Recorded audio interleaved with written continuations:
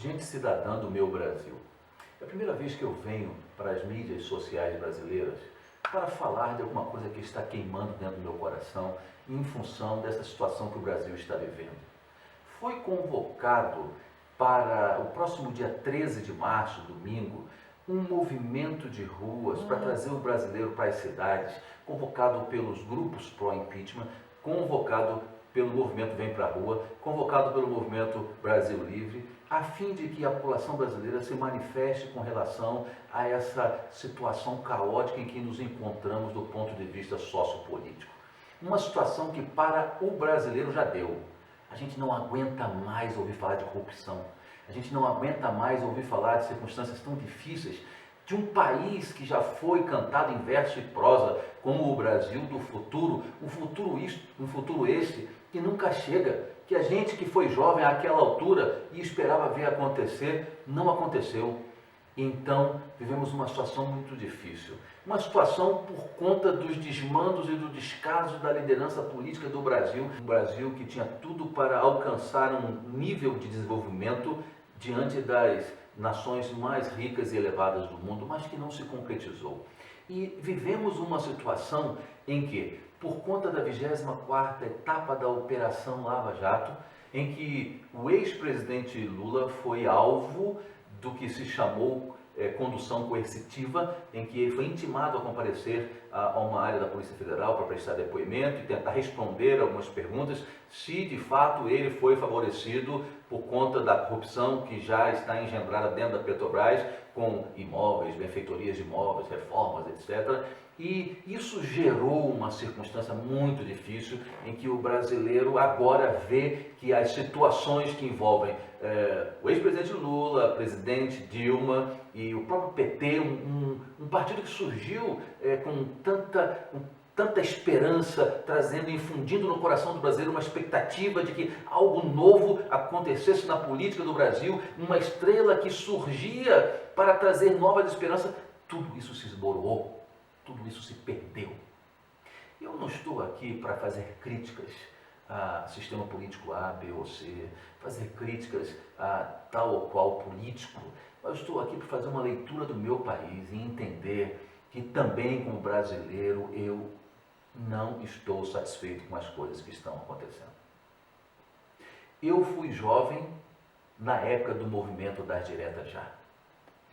Quando após o AI-5, decretado pelo presidente Geisel, quando do retorno de Leonel Brizola do exílio, do retorno ao país, do início do movimento das diretas já, eu, egresso do município de Nova Friburgo, Rio de Janeiro, fui para a cidade do Rio de Janeiro estudar. Lá acompanhei de perto esse movimento das diretas já. Lá estive naquela campanha do milhão, quando compareceram na Candelária, na Cinelândia, tomar a Presidente Vargas ali, em forma de cruz, 1.100.000 pessoas que compareceram para clamar por direta já nesse país. Eu estava lá. Eu vivi esse momento em que a juventude não era omissa, em que a juventude ia para as ruas para buscar um Brasil novo, porque já estava esgotada com um sistema que não dizia respeito à vontade do povo. A democracia precisava ser reinstalada no país.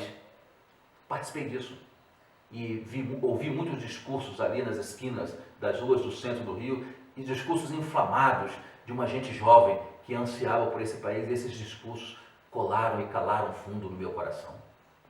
Eu acreditei na democracia, eu acreditei num país novo, mas tudo isso se perdeu. Tudo isso se perdeu naquela época em que havia a expectativa de uma mudança no país. Hoje já não temos mais isso. O Brasil perdeu o bonde da história. Vivemos um momento mais recente em que a chance do país de crescer e de ingressar nas nações mais ricas do mundo estava visível, estava palpável, estava perto de nós. O Brasil chegou a ingressar no G8, chegou a ser membro do G6.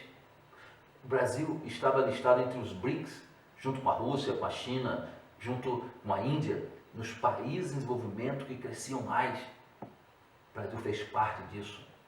No entanto, esse momento se perdeu. Esse momento se perdeu, sabe por quê? Eu não estou negando o avanço social conquistado pelo governo Lula, pelos governos Lula. Não estou negando isso. Houve um avanço no aspecto social no Brasil, mas à custa de quê? À custa dessa situação que a gente está vivendo agora. Não foi feito nenhum benefício para o povo, não. Não foi feito, não. Sabe por quê? Porque a cada centavo que se investia para as camadas sociais mais baixas, outro era desviado para a corrupção. E aí o patrimônio nacional foi liquidado. Critica-se muito o governo Fernando Henrique Cardoso quando do PROER. Ah, mas o PROER foi fundamental. Fundamental para aquele momento que o mundo vivia. Depois da quebradeira dos bancos na Europa, depois da quebradeira do mercado imobiliário nos Estados Unidos, o Brasil estava com a sua situação econômica mais ou menos estabilizada, o controle da inflação feito. Cadê isso? Era hora de se investir na indústria, porque investindo-se na indústria havia geração de empregos. Havendo geração de empregos, haveria incentivo ao comércio, e aí o Brasil ia poder viver. Mas não foi feito isso. A nossa indústria está sucateada, não se investiu nela, estamos vivendo o maior índice de desemprego neste Brasil em 20 anos, e uma situação complicada. Por isso que eu disse que a situação não dá mais. Não dá mais. Nós estamos vivendo um momento em que sim, estamos vendo os colarinhos brancos indo para a cadeia. Era isso que tinha que acontecer mesmo. E palmas para os promotores, os juízes, os advogados, toda essa turma que, enfrentando os corruptos, estão com honradez cumprindo o seu dever. Mas, por conta da 24ª etapa da Operação Lava Jato, com a condução coercitiva do Lula para depoimento na Polícia Federal, após essa audiência, essa presença dele ali, ele volta, vai para o sindicato e fala para os seus correligionários que se sentiu um prisioneiro e conclama essa esquerda para ir para as ruas, até para uma incitação, que me parece uma incitação ao enfrentamento. E eu fico preocupado em que isso vai dar. Porque nós temos a herança do brasileiro cordial, como bem pregava o Gilberto Freire, né? O brasileiro cordato, o brasileiro que se dá bem, o brasileiro bonachão. Mas será que estamos perdendo isso? Será que daqui a pouco nós vamos ver uma situação de guerra civil no Brasil e colocar brasileiro contra brasileiro, que é o que parece que está acontecendo? É por aí o caminho? Eu estou preocupado com essa situação. Dia 13, essa convocação para manifestação de ruas, conforme foi feita. O que vai acontecer com o povo evangélico, com o povo de Deus?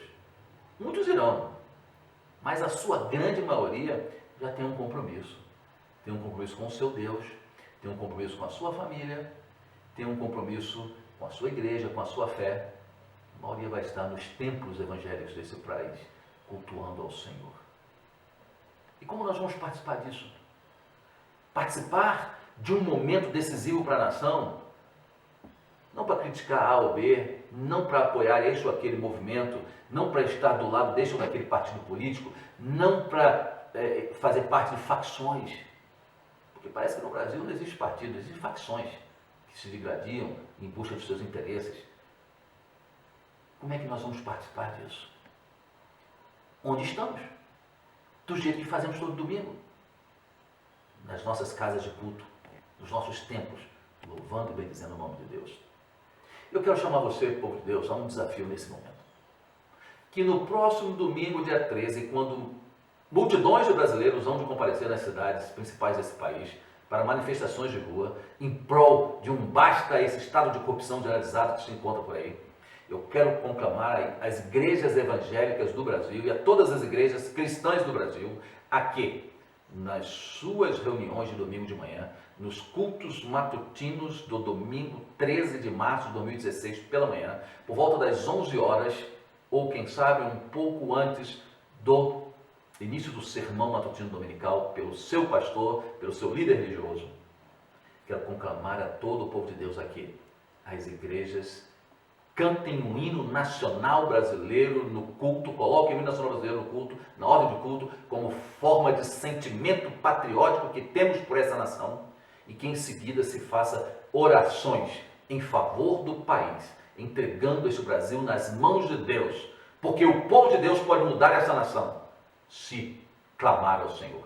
E mais, quero sugerir que isso seja feito um pouco antes da homilia dominical matutina, antes do sermão da manhã, e que o sermão seja um sermão que fale de paz, que fale de honestidade, que fale de Cristo, porque essa foi a mensagem que ele veio trazer. Então, eu quero conclamar vocês a que cumpram a busca, o clamor por aquilo que está nos Salmos. Feliz é a nação cujo Deus é o Senhor e o povo que ele escolheu por sua herança. Quero conclamar o povo de Deus a fazer aquilo que o apóstolo Paulo, na carta aos Romanos, declarou. No que depender de vós, povo de Deus desse meu querido Brasil, no que depender de cada um de nós, vamos ter paz com todos os homens.